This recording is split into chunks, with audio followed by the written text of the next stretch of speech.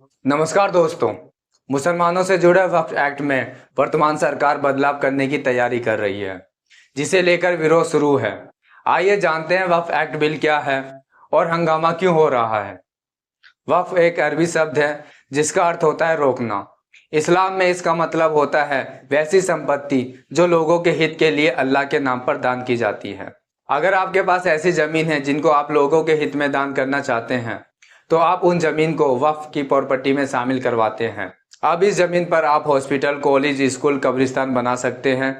सबसे पहले सरकार ने नए बिल के द्वारा वक्फ एक्ट के नाम में बदलाव किया। पहले इसका नाम वक्फ एक्ट 1995 था। अब इसे उम्मीद यानी United Waqf act management empowerment efficiency and development नाम दिया जा रहा है।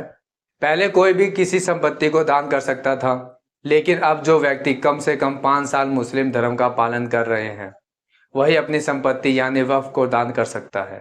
साथ ही यह भी सुनिश्चित किया जाए कि वक्फ करते हुए महिला के विरासत अधिकारों को इनकार नहीं किया जाए। नए बिल के हिसाब से अब वक्फ बोर्ड में गैर मुसलमान और महिलाओं को शामिल करना अनिवार्य होगा, लेकिन पहले ऐसी कोई बाध्यता नहीं थी।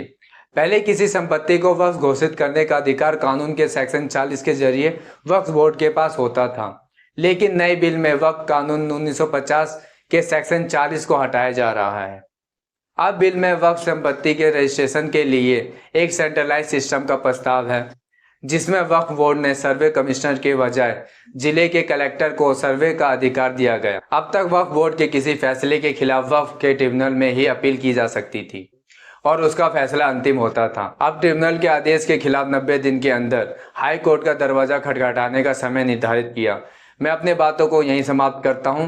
अब मिलते हैं अगली वीडियो में, तब तक के लिए नमस्कार, जय हिंद।